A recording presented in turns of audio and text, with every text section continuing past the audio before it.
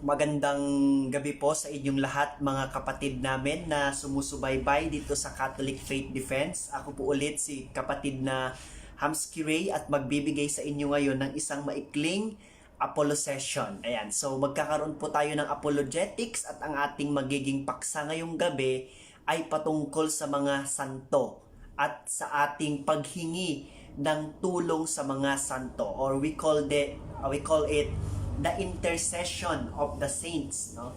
Kasi mga kapatid, napakaraming nagtatanong ngayon. Makita nyo naman yung mga post ngayon, di ba? Katatapos lang ma-beatify ni Blessed Carlo Acutis at napakaraming mga bashers, no? Nauungkat yung issue kung bakit ba tayong mga Katoliko maraming mga kinikilalang santo. No, bakit ba napakahilig nating mga Katoliko sa mga santo? Ano ba ang kahalagahan? Bakit tayo naniniwala sa mga santo? No? Ang paniniwala ba nating mga Katoliko sa mga santo ay nakabatay sa banal na kasulatan, no?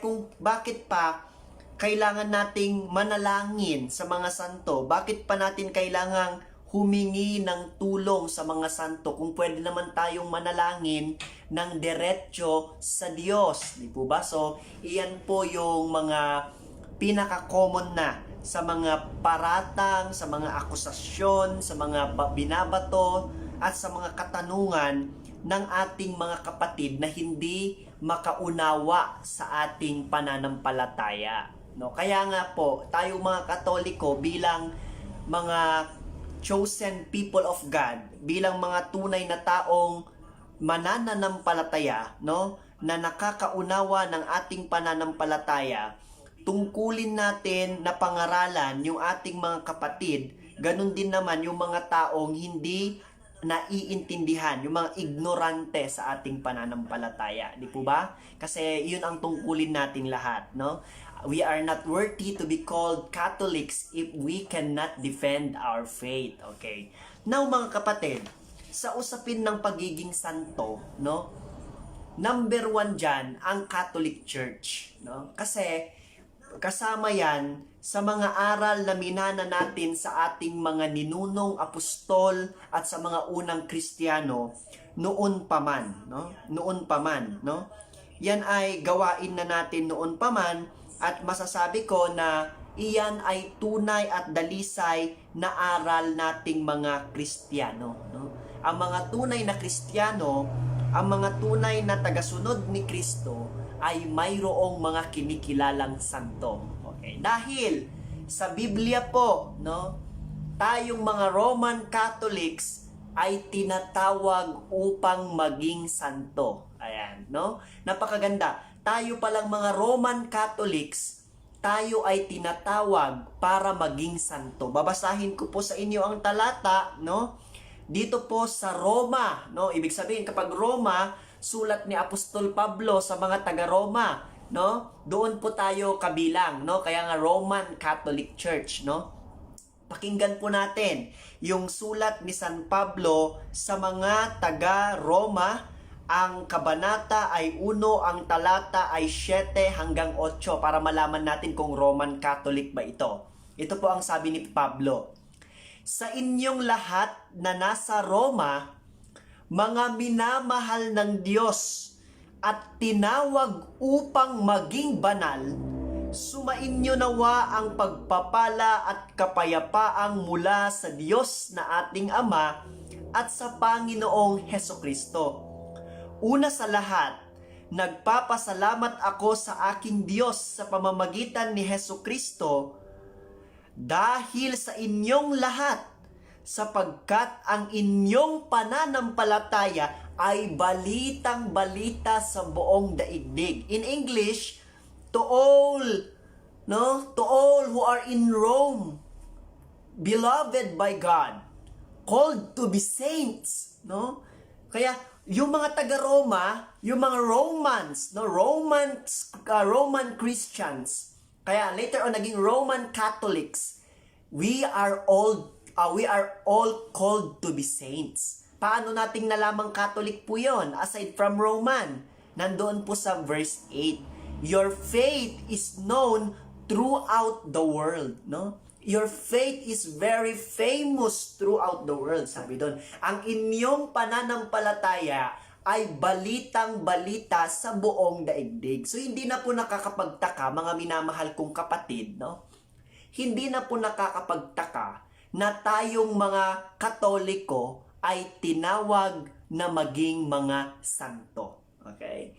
Tinawag tayo upang sumunod kay Kristo na naghanda ng maraming kwarto sa langit para sa atin. No? Ipinaghanda niya tayo, therefore tayo, ating destinasyon dapat ay maging kaisa sa Kanya. No? Kasi mga kaibigan, noong nagrebelde ang mga anghel sa langit, no? Nung nagrebelde ang mga anghel sa langit at sumama sila kay Satanas, nilikha tayo ng Diyos for the purpose na someday ay maging kapalit natin yung mga nawalang anghel. Linikha tayo ng Diyos para someday makasama niya tayo sa langit. No? Kaya nga, nagsusumikap tayo para tayo, pagkamatay natin dito sa lupa, yung ating kaluluwa at espiritu, magtamo tayo ng buhay na walang hanggan sa kaharian ng Diyos. Kagaya nung mga umalis sa Kanya. No? Kasi tayo yung papalit sa kanila. No? Bagay na ayaw ni Satanas yun. Kasi tao tayo, ano ang karapatan natin na maging mas mataas pa, no? Or parang kumalevel sa dating kinalalagyan niya, di ba? Ganun tayo kamahal ng Diyos, okay? Therefore, ngayon mga kapatid, naniniwala tayong mga Katoliko na kapag ang isang taong banal, no, isang taong Katolikong Kristiyano ay nabuhay, no? Nabuhay ng tapat, nabuhay ng banal sa mundong ito, kapag siya ay mamamatay, dederetso siya sa langit. O kaya sa purgatorio, tapos sa langit. Yun ang paniniwala natin. Pero lahat tayo, dapat, no, ay sikaping makapasok sa pintuan ng langit, makapasok sa langit, at maging mga santo. Because that's our calling, no? Although, many are called, but few are chosen. Kasi mahirap magpaka-santo. Mahirap magpaka-banal. Yung iba dyan, kiniklaim nila, buhay pa sila sa lupa, no? Kiniklaim nila na sila ay banal na. Ayaw nilang tanggapin na sila ay makasalanan. Sabi nila, we are saints already. We don't need a church to proclaim and declare that we are saints because we believe that once we read the Bible, we have faith and accepted the Lord Jesus Christ as our personal Savior and Lord. Saints na kami. O di po ba? Different sa ating mga Katoliko na nagiging santo tayo sa pamamagitan ng ating mabuting pananampalataya, pagsunod sa utos ng Diyos sa kanyang kalooban, paggawa ng kabutihan sa Diyos at sa ating kapwa-tao, sa ating sarili, at let's say, to carry our cross, no? Lalo na yung mamatay tayo, no? Mamatay tayo sa ating pananampalataya. Kaya nga napakarami nating martir, no? Napakarami nating martyrs, no?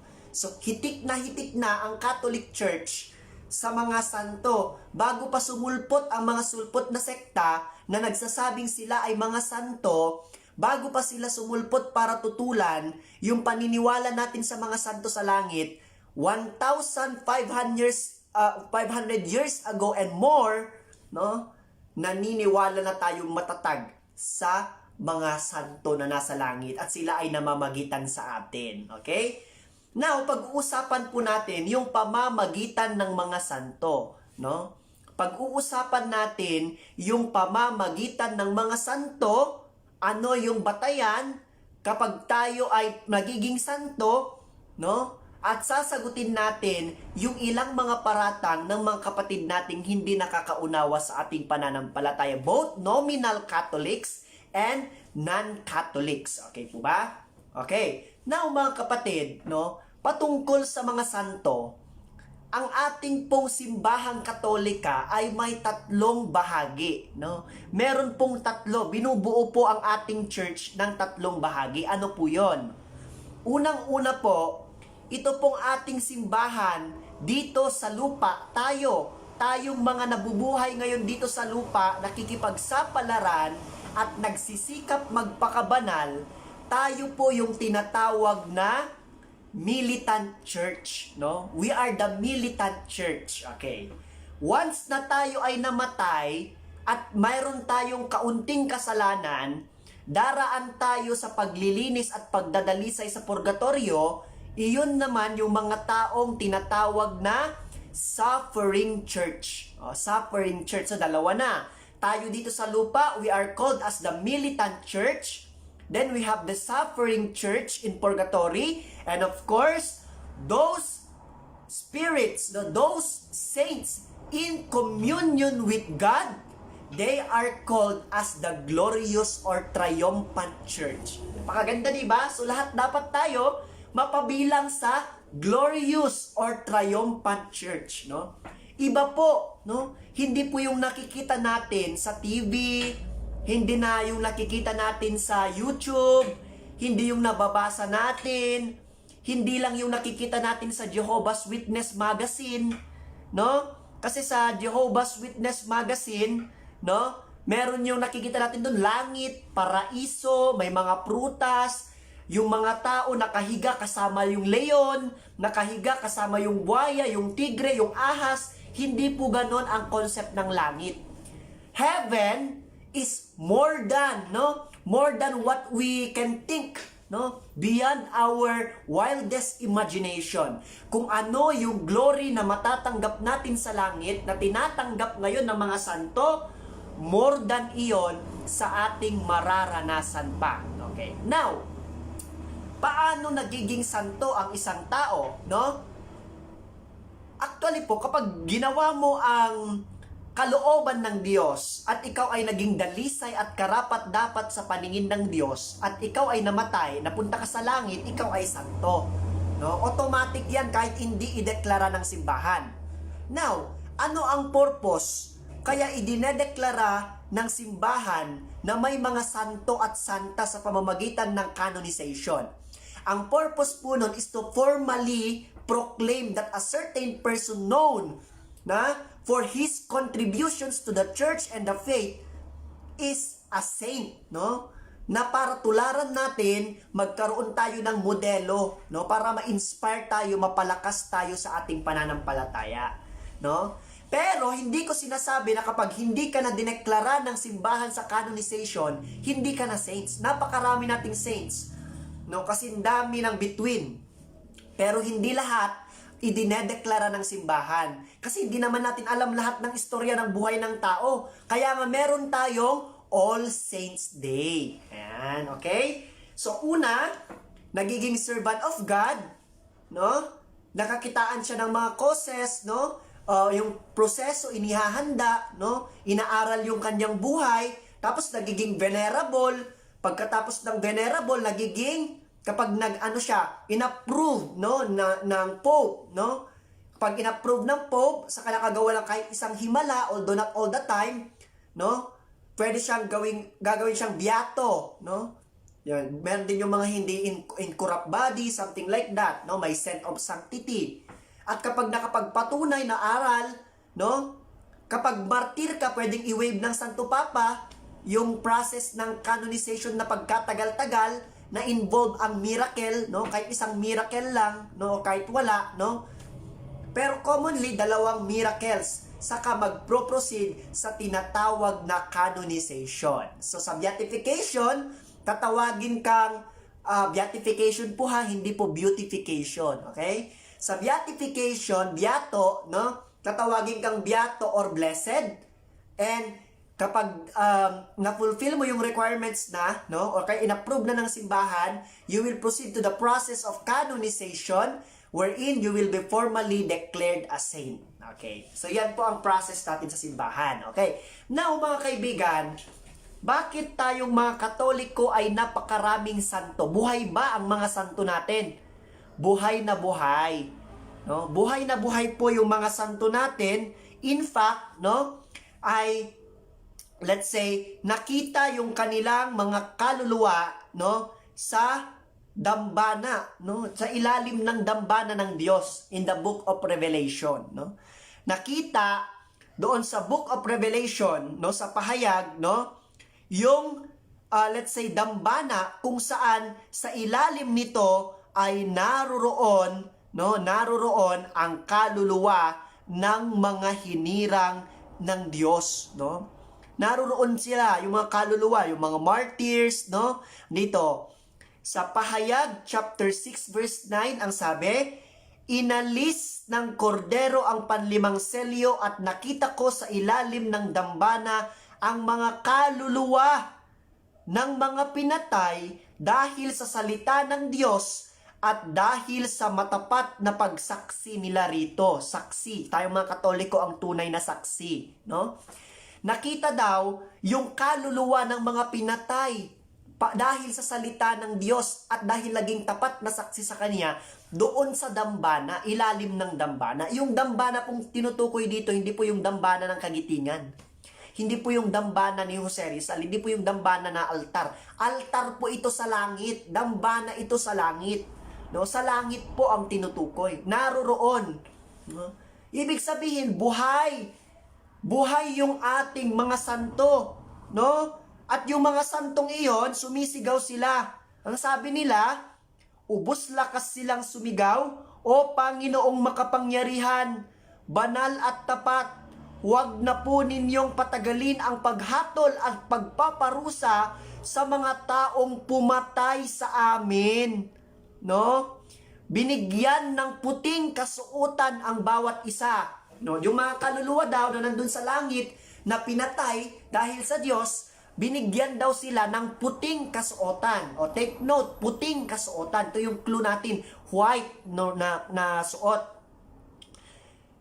O, binigyan ng puting kasuotan ang bawat isa sa kanila at sinabi sa kanilang magpahinga ng kaunti pang panahon hanggang sa mabuo ang bilang ng kanilang mga kapatid. Hinihintay palang mabuo yung bilang ng kanilang mga kapatid. Tayo po yun.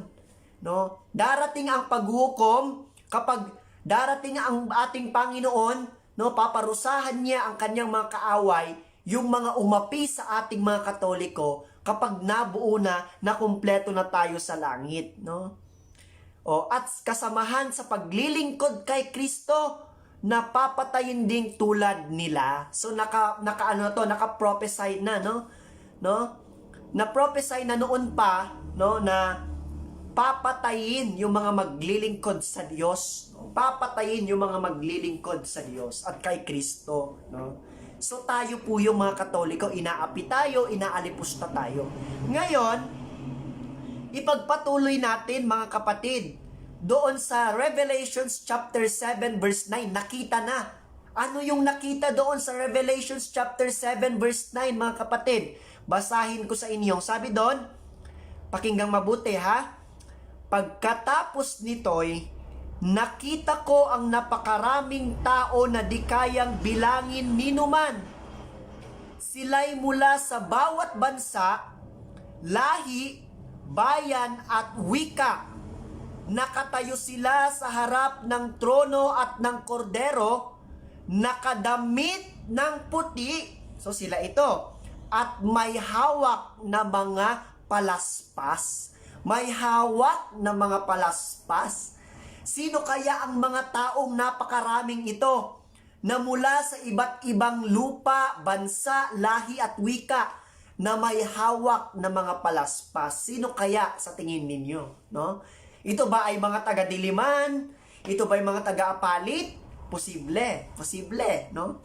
Okay. Ang sabi nila, kung pamilyar kayo dito, sinasabi nila lang malakas, ang kaligtasan ay nagmumula sa kordero at sa ating Diyos na nakaluklok sa trono, no? At sinasabi nila, amen sa ating Diyos ang papuri, kaluwalhatian, karunungan, pasasalamat, karangalan, kapangyarihan at lakas magpakailanman. Amen. Glory to God in the highest.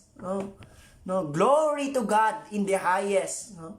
Sa Kanya ang lahat ng kapurihan, ang kapangyarihan, ang kaharian ngayon at magpakailanman. Katoliko po kung nakikinig kayo sa misa. No? Katoliko po, yung mga nakita sa langit na nakadamit ng puti mula sa iba't ibang lahi, wika at bansa na may hawak na mga palaspas, mga santo. Tinanong sila, sino ang mga iyon? No? Sila ang mga nagtagumpay sa gitna ng matinding kapighatian, nilinis nila at pinaputi sa dugo ng kordero ang kanilang damit. Martyrs. No? Di ba? So napakaliwanag po. It pertains sa mga saints na nasa langit. Nabubuhay ang mga santo sa langit. Okay po ba? Now mga kapatid, ang tanong sa atin, naririnig ba ng mga santo at santa yung ating mga panalangin? Naririnig po ba nila pag tayo ay nagdarasal? Hindi naman sila omnipresent, hindi naman sila omnipotent, hindi naman sila gaya ng ating Panginoong Diyos na may alam ng lahat. Okay? Unang-una po mga kapatid, ang ating Diyos ay Diyos ng buhay. No? Hindi siya Diyos ng mga patay, kundi siya ay Diyos ng mga buhay. No? Kaya nga kung tayo ay tunay na mananampalataya, tayo ay mayroong buhay na walang hanggan sa langit, kagaya ng ating mga santo.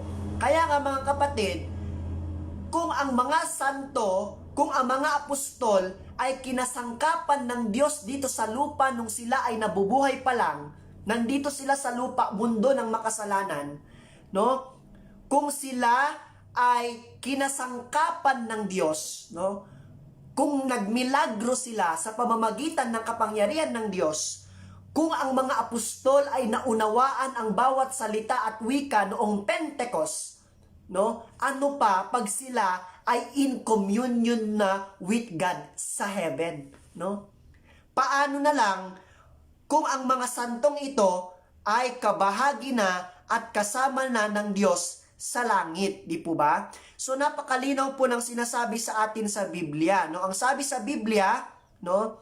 Ito, ang sabi sa Biblia ay makikiisa tayo, no? Makikiisa tayo sa glory ng Diyos, no? Makikiisa tayo sa kanyang glory. We will share in the glory of God, no? Yun yung sabi dito sa talata, no?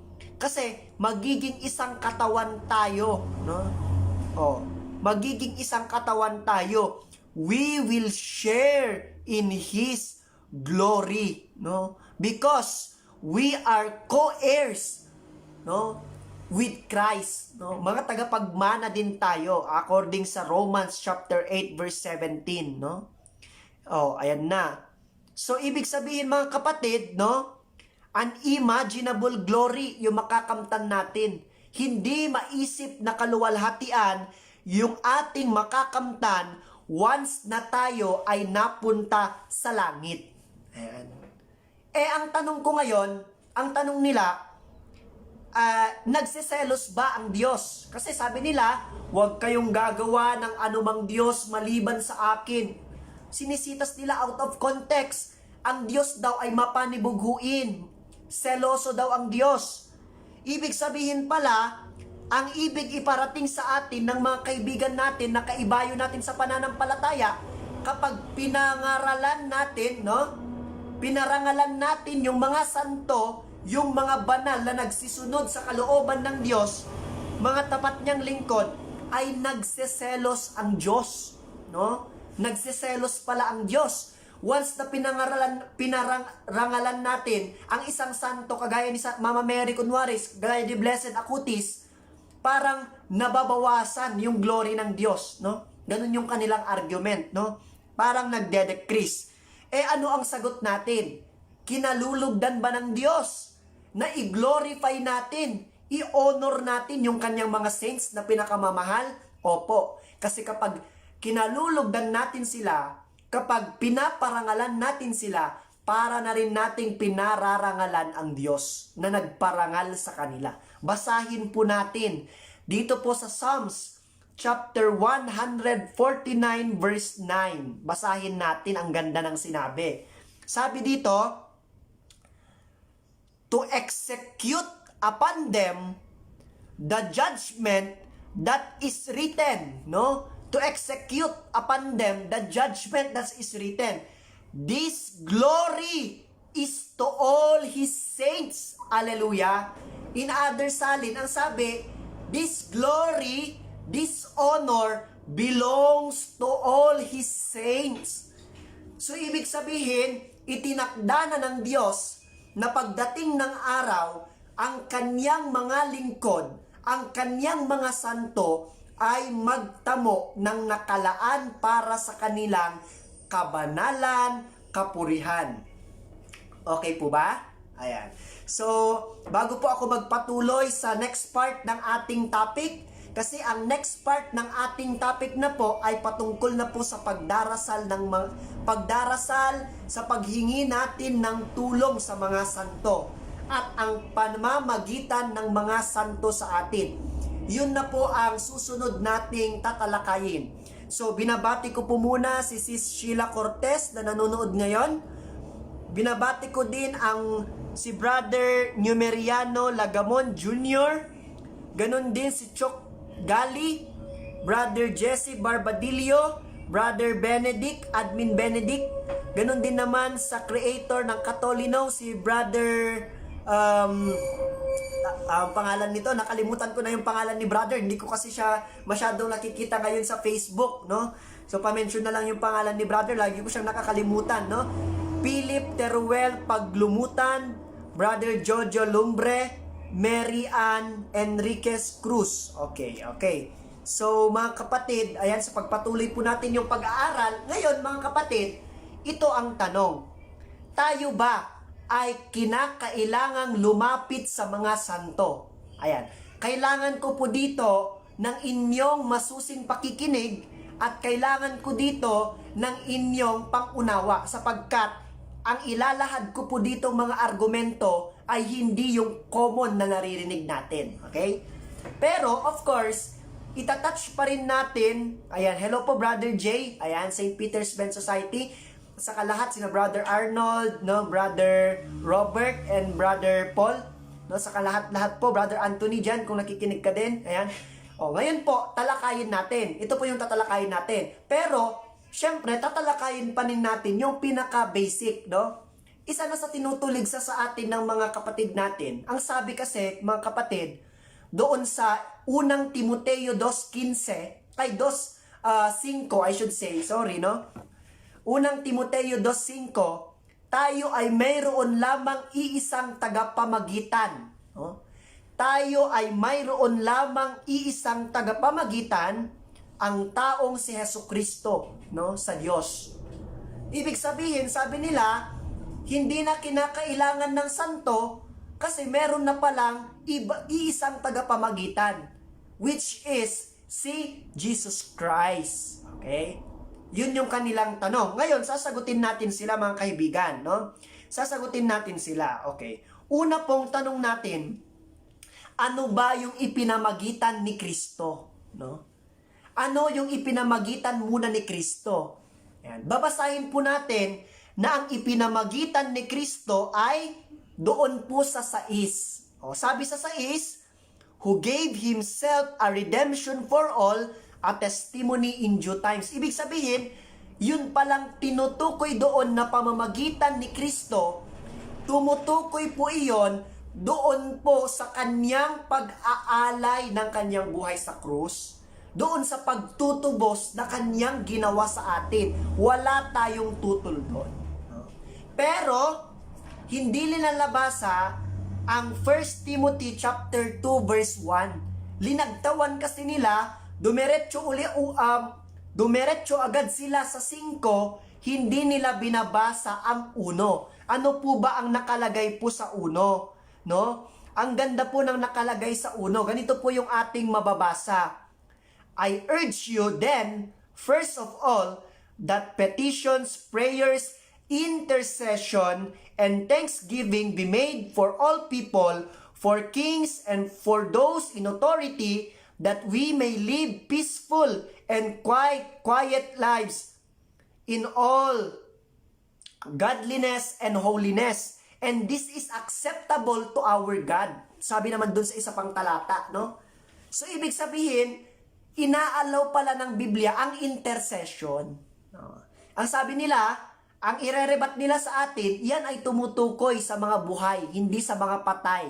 Pero mamaya, babasahin po natin yung mga santo, no? Yung mga espiritu ng mga namatay dito sa lupa na nasa langit na bilang mga santo, sila ay nananalangin para sa atin. Nananalangin sila para sa atin. Okay po ba?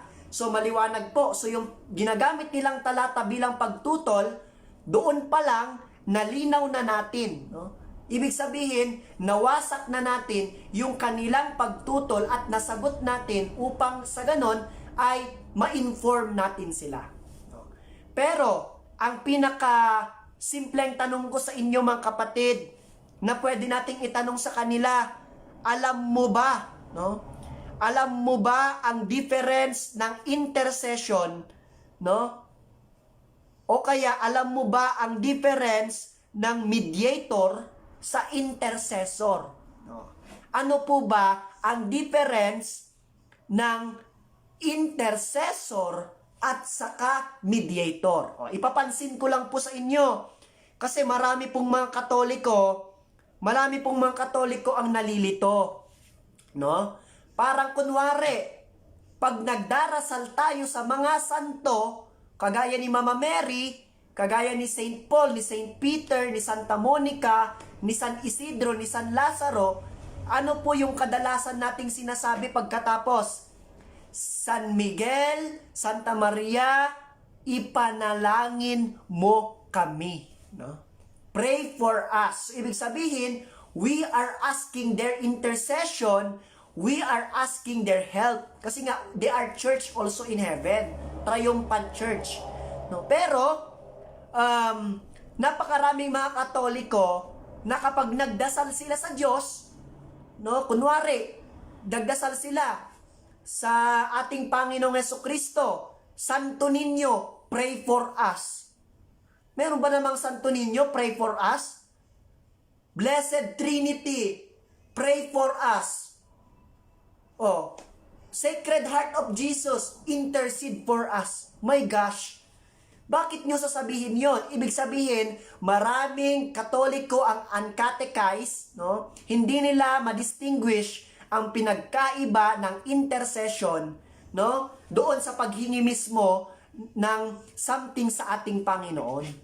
Pag yung dasal mo, yung panalangin mo diretso sa Diyos, diretso sa Panginoon, huwag mo nang sabihin ipagdasal ka niya. No? Kasi Diyos na siya eh. Sabihin mo, Panginoon, maawa ka sa amin. Panginoon, kalugdan mo kami. Iadya mo kami. No? Pero kapag santo yan, sabihin mo, ipanalangin mo kami. Ipamagitan mo kami. Okay, so maliwanag na po. No? So basically po, no, kapag sinabi po nating intercessor, no? Kapag sinabi nating intercessor, it is acting in behalf, no? It is acting in behalf, no? Kumikilos siya para sa Diyos, no? Kumikilos siya para sa Diyos. Kapag sinabi nating mediator, he is acting true, no? He is acting true, no? Kumikilos sa pamamagitan ng kanyang sarili. Okay? So, iyan po yung dapat nating tandaan. Okay? Now, mga kapatid, babasahin ko po dito sa Biblia, doon po muna tayo sa mga basic, no? Babasahin ko po dito sa Biblia, ang sabi sa Hebrews chapter 12 verse 23. Ayan. So, kahapon, nagkaroon po kami ng katalakayan na Members Church of God International ay nahirapan po kami sa pagpapaliwanag kahit napakalinaw yung aming pagpapaliwanag. Diba, Sis Sheila? Kasi hindi nila maunawaan kung ano nga ba yung ibig sabihin ng aming ipinapahiwatig sa kanila. Basahin ko po sa inyo, kayo po yung humusga base sa inyong pangunawa kung malinaw ba or malabo ba ang sinasabi ng talata. Dito po sa Hebreo 12:23 Ganito po ang ating mababasa mga kapatid. Pakinggan mabuti. Dumalo kayo sa masasayang pagtitipon ng mga itinuring na panganay.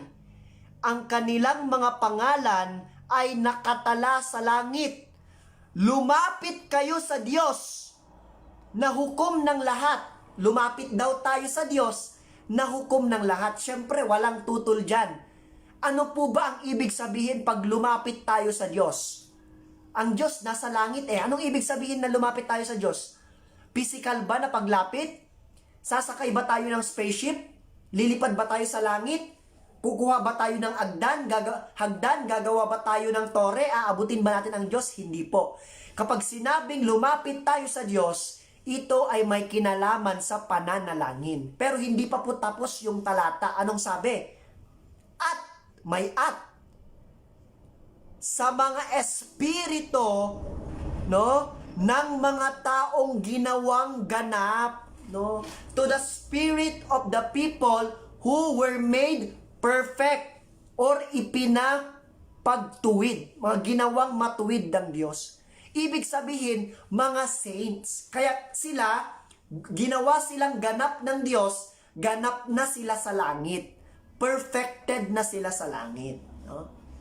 Kasi parang Diyos na nakisalo na sila sa kaluwalhatian ng Diyos, which is He Himself a perfect God.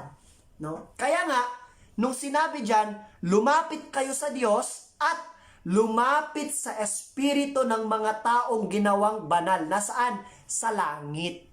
Ibig sabihin, pananalangin. Sapagkat sabi sa Biblia, sa Hebreo, sila ang ating mga saksi sa ulap. No? Na pinapaligiran nila tayo. Sila ang ating mga saksi sa ulap. Okay? Now mga kapatid, no?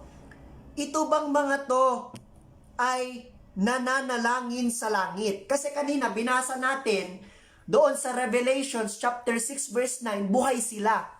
Nasa ilalim sila ng dambana, no? At sa umisigaw sila sa Diyos. Ang tanong ngayon, ito bang mga santo sa langit, sila ba ay nananalangin? Yun ang importante nating malaman. Pakinggan po natin. Dito po sa Revelation chapter 5 verse 8, ganito po yung ating mababasa.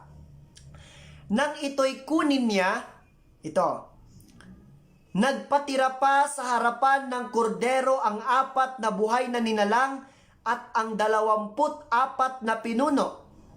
Bawat isa'y may hawak na alpa at may gintong mangkok na puno ng insenso na siyang mga panalangin ng mga banal. In English, the prayers of the saints. No? Panalangin ng mga santo. The prayers of the saints. Ibig sabihin pala, yung mga santo sa langit, nananalangin pa rin sila sa atin, para sa atin. Dagdagan pa natin mga kapatid. Dagdagan natin para mas malinaw. Revelations chapter 8 verse 3, Tagalog, para maintindihan nila. Ito, dumating ang isa pang anghel na may dalang gintong sunugan ng insenso at tumayo naman sa harap ng dambana. Binigyan siya ng maraming insenso upang ihandog sa dambanang ginto na nasa harap ng trono, kalakip ng dalangin ng mga hinirang ng Diyos. Mula sa kamay ng anghel ay unti-unting tumaas sa harapan ng Diyos, pumailan lang sa harapan ng Diyos, no? Ang usok ng insenso, kalakip ng dalangin ng mga hinirang ng Diyos. In English, no? The smoke of the prayers of the saints ascended to God.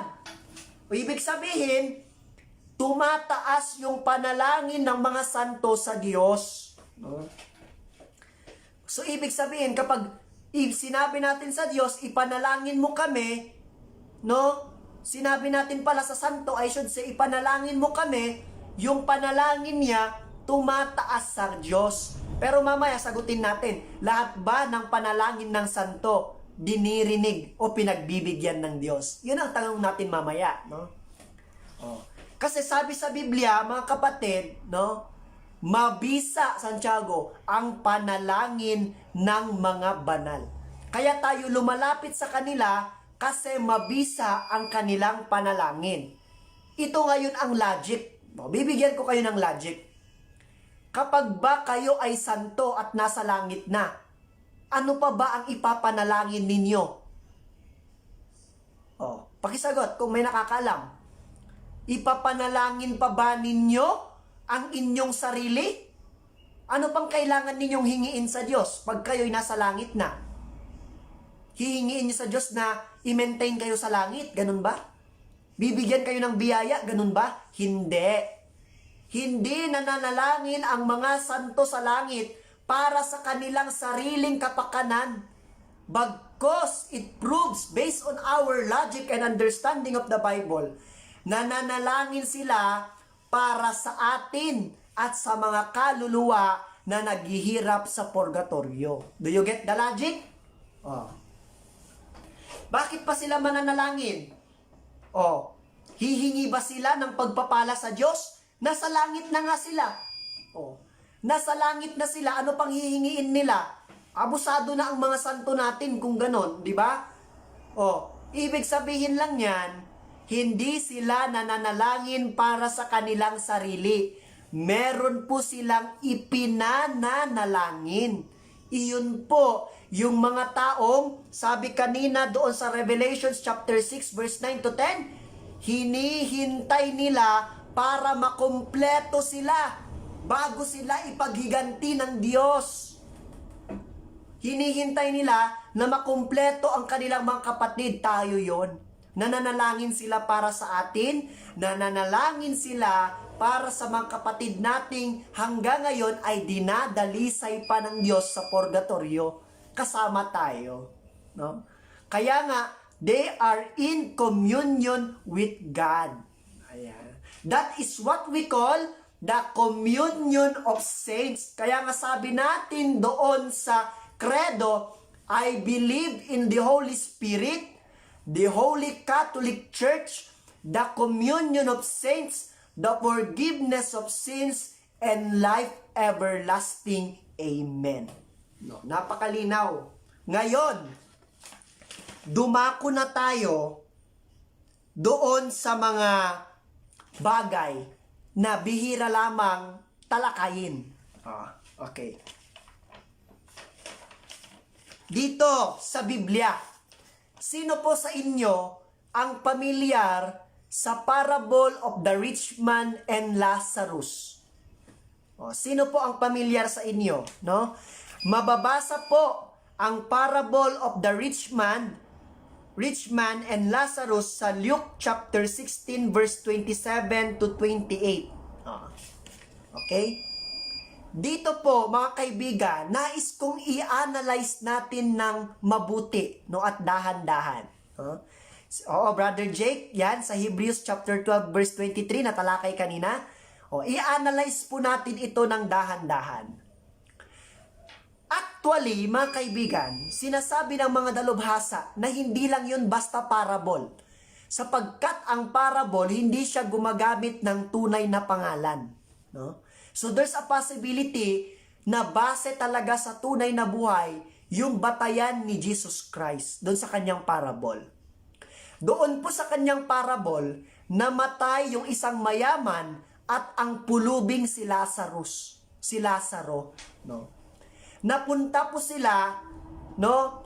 Napunta po si Lazaro sa bosom of Abraham. Ganon din naman, napunta sa Sheol o sa isa pang lugar, yung mahirap ay yung mayaman, no?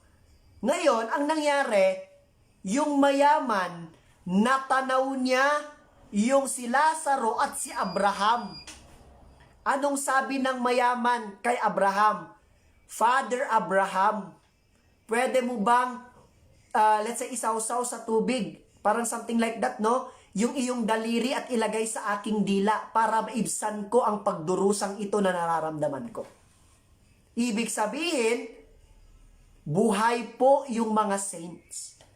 At they represent heaven, no? Kaya nga naiinggit sa kanila yung taong nahihirapan. Pero ang gusto ko pong ipa-analyze sa inyo is that ito. Kasi sabi ni Abraham, sabi doon sa sa parable pala, merong pagitan Hindi makatawid si Abraham, hindi din makatawid yung mayaman.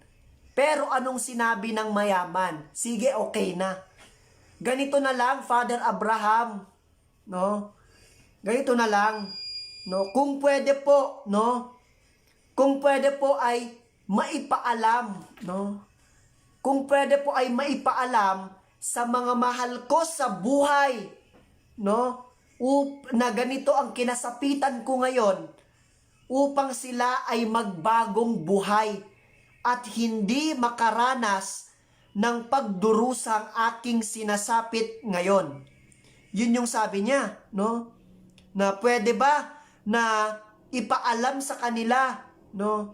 Na papuntahin na lamang ninyo si Lazaro, no? Sa bahay ng aking ama, no? Ibig sabihin, dito po sa tagpong ito, ang isang santo ay kinakausap ng isang taong nasa purgatorio. O let's say nasa paghihirap, no? Kasi iba pa yung concept noon ng paghihirap, no? Upang sa ganon ay mamagitan siya, no? At yung si Lazaro para hindi danasin, no? Hindi danasin nung natitira niyang kamag-anak yung kanyang dinaranas ngayon. Doon po sa KJV, I prayed to thee, no? I prayed to thee ang nakalagay. I pray to you. No? I pray to them, no?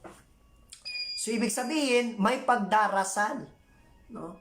Pero what is surprising to know, tumanggi si Abraham.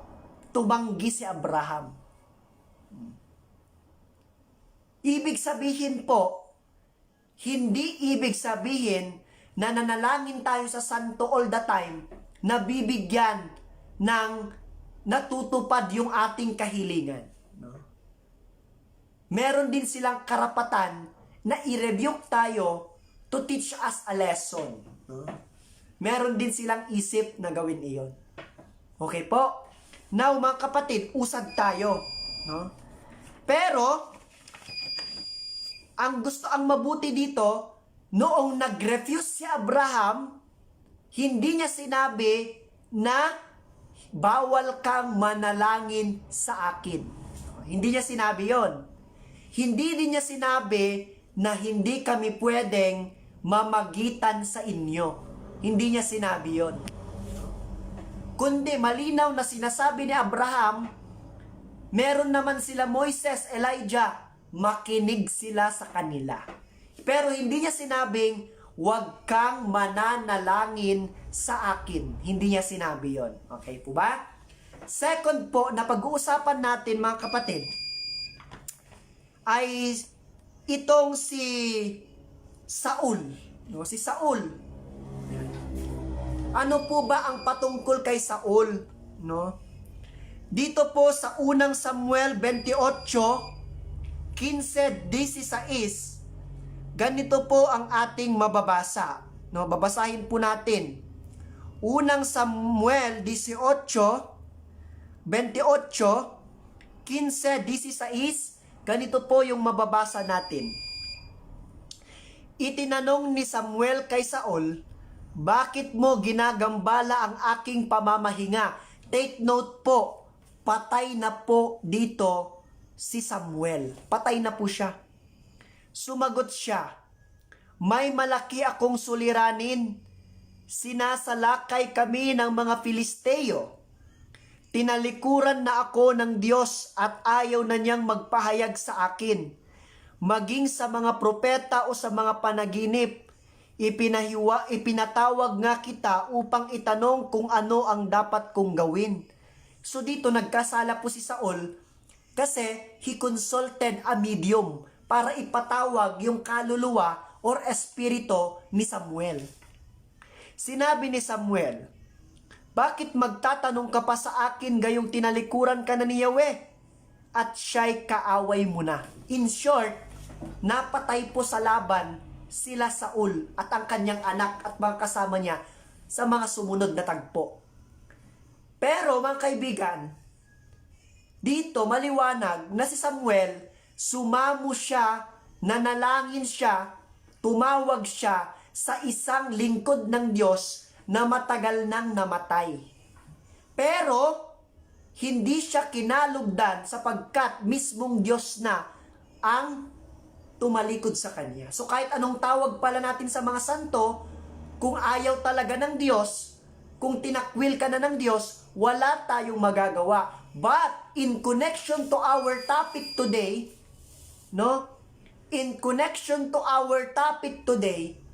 hindi sinabi ni Samuel, bawal kang manalangin or humingi ng panalangin sa akin. Okay. Ibig sabihin, sa lumang tipan pa lang po, meron ng batayan yung ating paghingi ng tulong at panalangin sa mga banal, sa mga santo sa langit. Hindi po pinagbawal ni Samuel na manalangin or humingi ng panalangin sa kanya si Saul, bagkos sinabi lang niya na itinakwil na si Saul ng Diyos. So napakalinaw po. Napakalinaw. Ngayon, sa Jeremiah, chapter 15 verse 1, ganun din naman po ang ginawa ng mga tao kina Moises at Samuel para manalangin sila sa Diyos. So meron na po itong kinalaman doon po sa Hebrews chapter 12 verse 1 at ganun din po sa Revelations chapter 6 verse 9 to 10. Meron na po itong kaugnayan doon.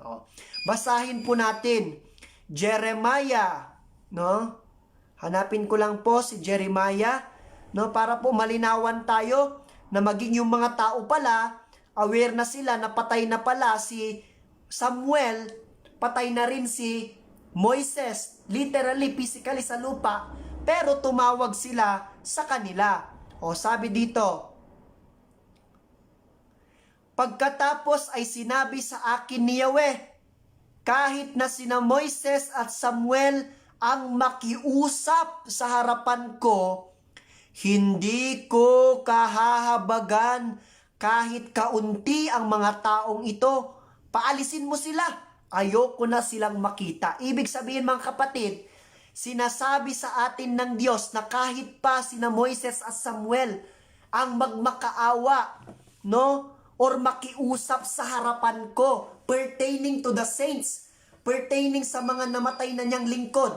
Ibig sabihin, pwedeng sabihin ng Diyos, kayong mga makasalanan, sa sobrang pagkakasala ninyo sa akin, tinalikuran ko na kayo.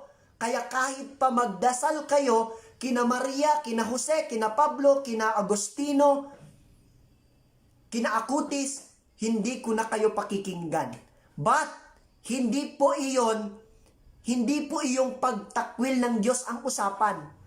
Ang usapan po dito, kung aanilasahin natin, kinikilala ng Diyos na mayroong mga santo sa harapan niya sa langit na pwedeng magmakaawa at pwedeng makiusap para sa atin. Kagaya nila Samuel at Moises. Nagets nyo po yung ibig kong sabihin? Ibig sabihin, aware po ang Diyos, kinikilala po ng Diyos na mayroong mga saints sa heaven na pwedeng makiusap para sa atin. Pero prerogative pa rin ng Diyos kung sila ba ay pakikinggan niya or hindi. Lalo na pag ang kasalanan natin ay sobra-sobra na. So, nasa Diyos pa rin ang pagpapasya. So, very Catholic po, Very Catholic po itong ating pinag-uusapan. Ngayon, susunod po nating tatalakayin, ay iyong mga tambay, Kasi may mga tambay kasi.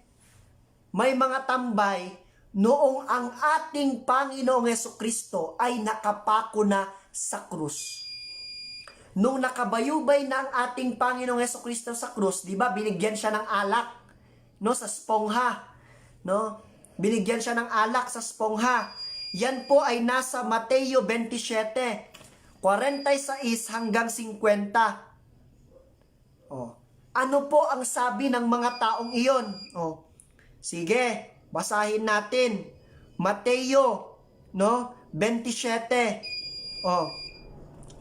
46, no? Ano po yung sabi ng mga tao? Basahin po natin yung paunang mga talata. Basahin po natin. Okay. Mula sa tanghaling tapat hanggang sa ikatlo ng hapon ay nagdilim sa buong lupain. Nang mag-aalas 3 na ng hapon, sumigaw si Jesus, Eli, Eli, hindi si Eli Soriano to lema sabachthani, na ang ibig sabihin, Diyos ko, bakit mo ako pinabayaan? Andito na po. Ito'y narinig ng ilan sa mga nakatayo roon, kaya't sinabi nila, tinatawag niya si Elias. Oh.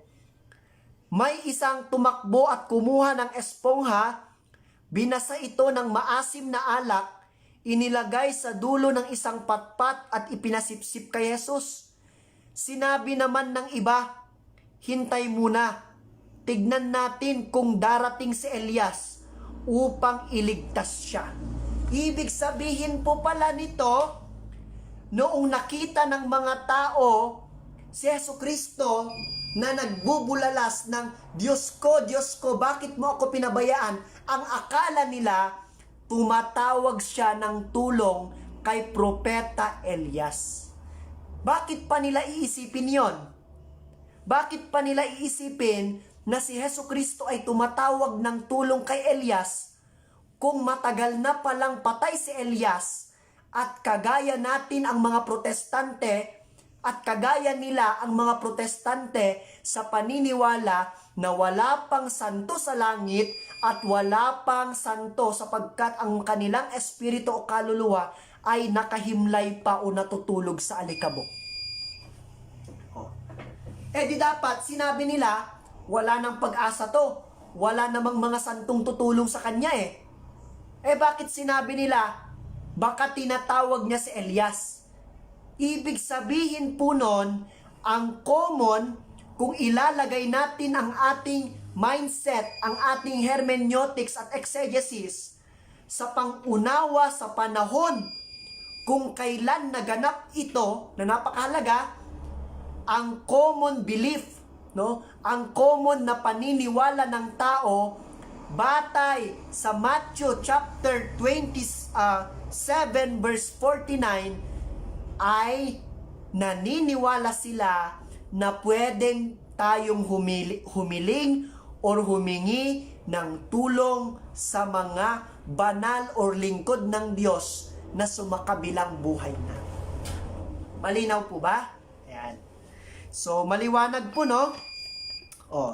Ngayon po, susunod po natin, so ibig sabihin petition, yung tinatawag doon, may petition na involved.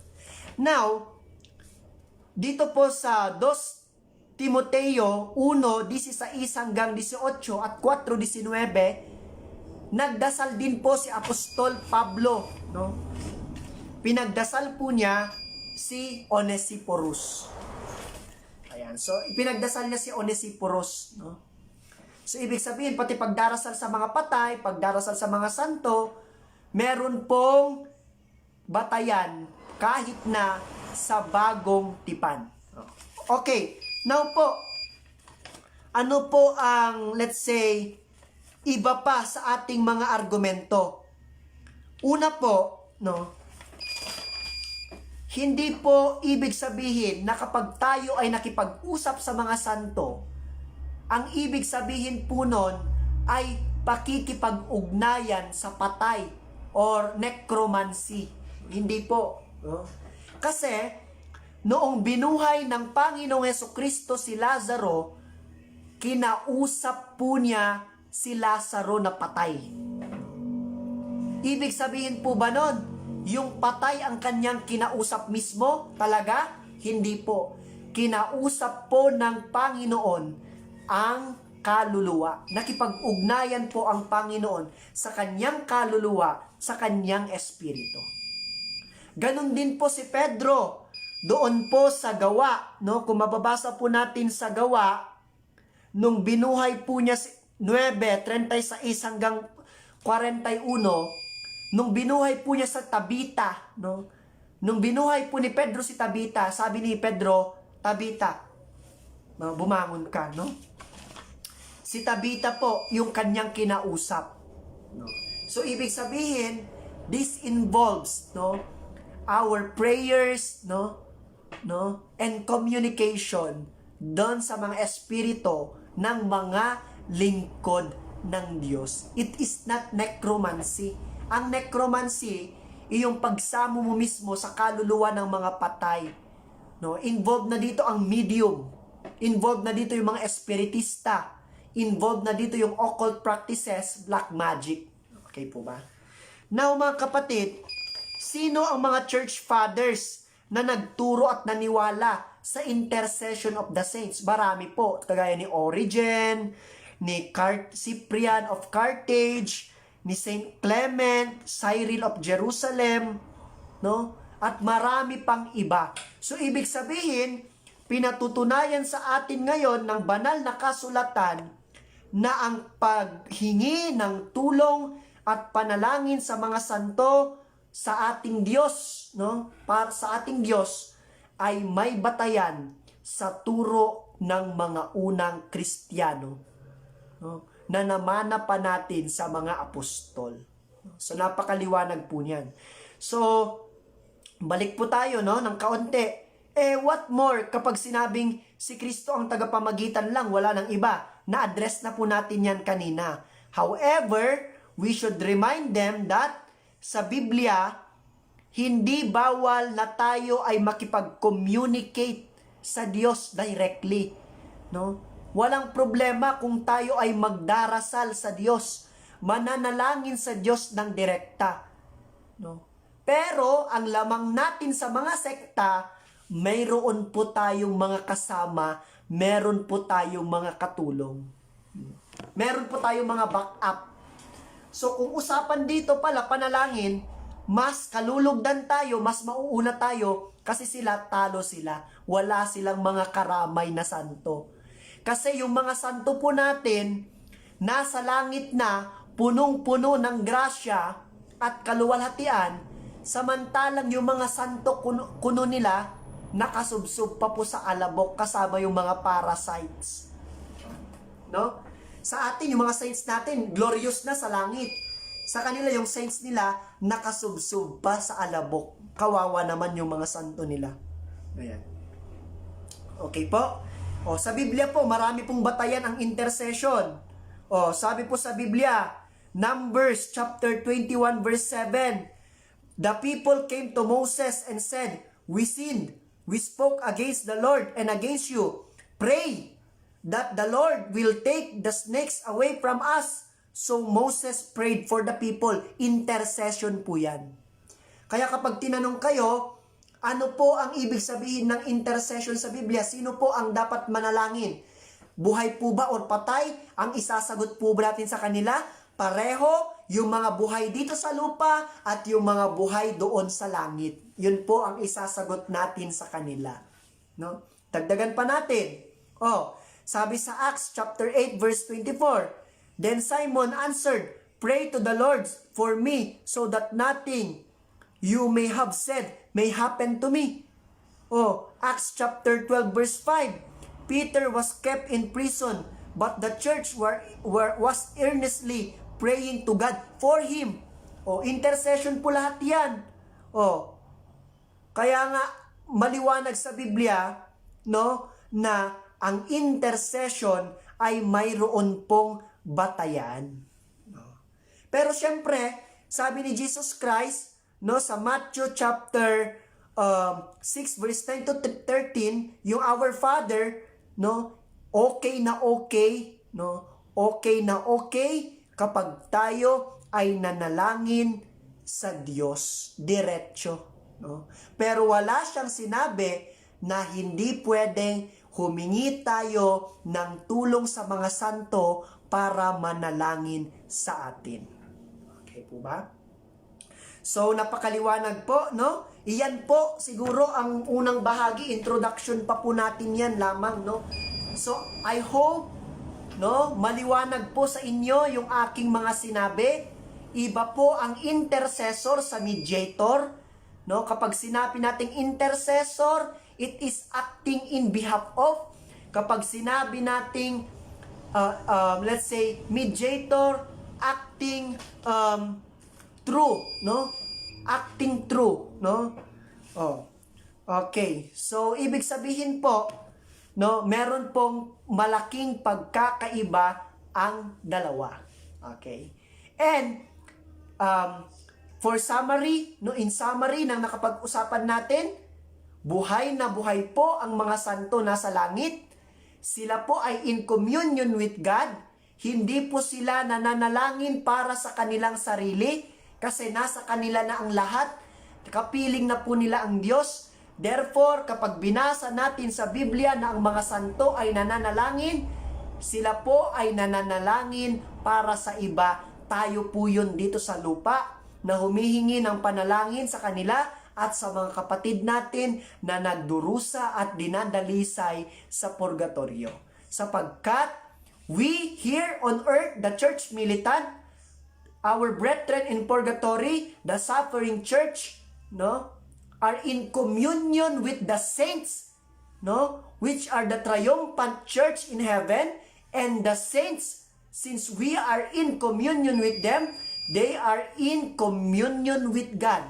Therefore, the saints has the ability to bring our petitions and prayers to God. So, maliwanag po yan. Because they share in the glory and the power of God, which enables them the most impossible things. So, mga kapatid, nagpapasalamat po tayo sa Diyos. Manalangin po tayo. Nang ganon ay maliwanagan po ang puso ng mga kaibayo natin sa pananampalataya. Ganon din naman, mapalakas ang loob yung mga kapatid natin na ngayon ay napapanghinaan at nanglalamig ang pananampalataya.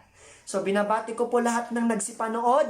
Sis Mary Grace Bautista, Brother Molinovic Steven, Brian Ryan Raga, Brother Bro LJ Kobe, ayan, basa-basa din, sabi niya, watching from Quezon City, Brother Mac Leon Macpau, Brother Jake Ryan Perez, Manuel Reyes, sa kalahat po ng nanood, John Carl Aquino, brother, sa kalahat po ng sumubaybay, may mga nanonood dito, pangalanan ko lang po, Brother Sis Mirna Boringas Bondelian, Nad Zamora, Alan Diaz, Manuel Reyes, Elaine Cosaga, Brother J. Joaquin ulit, Rosel Recto, Tess Timango, Edward Peñados, Concepcion Jasrel, Jason Sintadlas Roman, sa kalahat po ng sumubaybay at sumuporta sa atin, pagpalain po tayo ng Diyos. Glory to God